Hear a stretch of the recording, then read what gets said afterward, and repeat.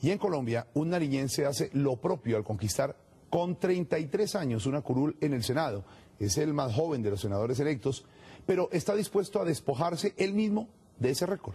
Porque lo primero que buscará hacer será promover una reforma constitucional para que se permita a personas con menos edad aún llegar al Congreso. Camilo Romero obtuvo 41.000 votos, llegó con el Polo Democrático, pero había ingresado a la política creando un movimiento que se llamó Tiene Huevo. ¿Cómo logró semejante votación en su primer intento? ¿Por qué cree que hay que bajar la edad mínima? Como congresista leal a Gustavo Petro, ¿cree que el candidato debe buscar alianzas?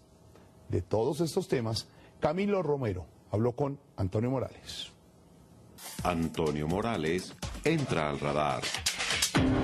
Óigame, ¿cómo hace un muchacho de 33 años, el menor en el Senado de la República, para ganarle a las maquinarias de su propio partido, a las instancias determinantes de la elección de un senador en Colombia? ¿Cómo hizo para tener 41.000 votos?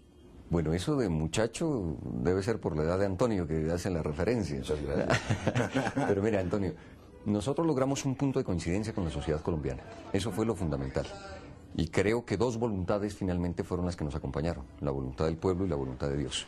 Le ganó usted, por ejemplo, en su departamento, que es Nariño, a un viejo y curtido político de su propio partido, el Polo Democrático Alternativo, como Parmenio Cuellar, pero yo creo que contaba con el apoyo de Petro, por un lado, y de Navarro, habiendo sido su padre militante del M-19. ¿No estaba por ahí un poco también entroncada la cosa? Usted sabe que eso es más entroncado que cualquier cosa. Sí, entonces no hay tantos apoyos allí como se suponen o se sugieren. Allí la verdad lo que nos acompañó es una historia familiar. El líder social político más importante que ha tenido Nariño se llamó Heraldo Romero Sánchez, un hombre que vivió 32 años y lleva 30 años de muerto, casi tantos de vivo Era como tu de abuelo. muerto.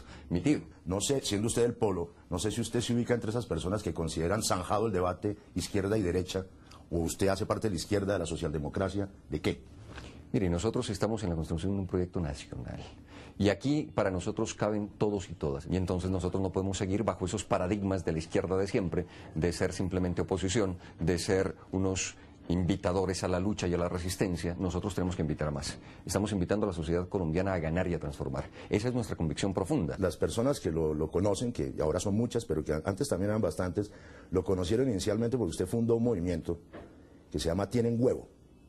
Acuérdenos de eso.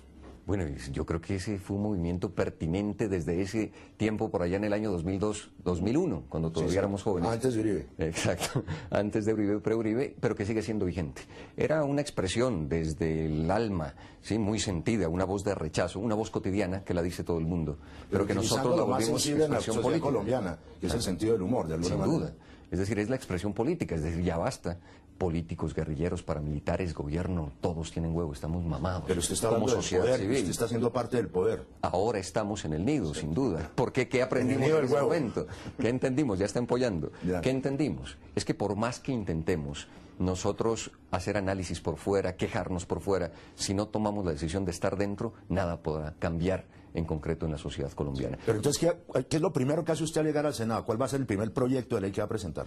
Tenemos varios, pero uno A fundamental ver. que queremos presentar el 20 de julio es que hay que renovar la política, innovar, decimos, y se necesita gente joven dentro del Congreso de la República. ¿Y eso a qué para nosotros conduce? es inaudito que incluso nuestra Constitución diga que para ser senador de la República se necesita más de 30 años y para ser representante a la Cámara más de 25. Nosotros nos preguntamos dónde queda aquella frase que todos y todas tienen derecho a elegir y ser elegidos. No, pero ¿usted qué va a proponer? ¿Un proyecto de reforma constitucional? Estamos haciendo el estudio que de aquí al 20 de julio nos tendrá que dar un resultado que sin duda va a ser menor a esa edad para proponer esa reforma constitucional. ¿Será que ese voto correspondería a una franja inmensa de la gente que no vota? Es decir, ¿votaría la gente? ¿Habría menos abstención abriendo posibilidades de muchachos de 18 y 20 años a la Cámara, por ejemplo? Tenemos que darle confianza a nuestra sociedad. Y creo que los jóvenes son quienes menos confían en la actividad política. Y tienen toda la razón. De más de 67 congresistas presos, pues qué confianza le podemos dar a una sociedad, a unas personas con ganas de trabajar por el país, como es la juventud nuestra. Una juventud... Si no puede ser elegida. Si no puede ser elegida. Y a propósito de futuro, ¿cómo ve usted el futuro de la candidatura de su candidato, Gustavo Petro, del Polo Democrático? Yo creo que son momentos en los que hay que fortalecerse. Yo creo que son estos los momentos en los que hay que probar finura. Y yo creo que Gustavo Petro ha hecho una buena tarea en un intento de interpretación de la sociedad colombiana. La suficiencia además se le nota. ¿Cómo ve usted esa especie de transición de centro que proponen los profesores matemáticos Mockus y Fajardo. Creo que ¿Le hace falta falta más. Petro a eso? ¿Qué? ¿Que se una Petro a eso?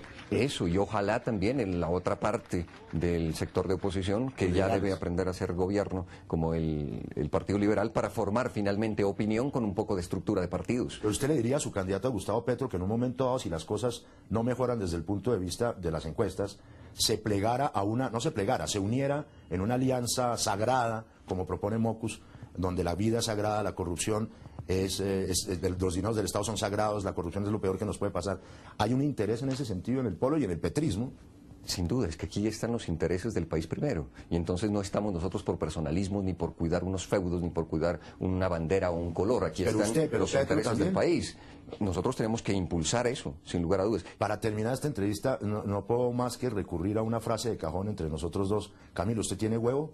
Yo creo que los tenemos bien puestos, porque nos vamos a meter en el escenario más difícil. A veces me dicen, Camilo, ¿y usted cuando llegue arriba? Les digo, no, yo no voy a llegar a ningún arriba. Estamos en el espacio más desprestigiado de la democracia de este país. Sí. Pero vamos a hacer una actividad política de innovación y vamos a demostrar que hay una nueva generación política dispuesta a asumir los retos de transformación de este país y queremos que la sociedad en Colombia sea capaz de aceptar y de apoyar este tipo de iniciativas porque vamos a transformar la realidad del país. Pues con ese discurso yo me imagino que lo va a ir re bien en el Parlamento.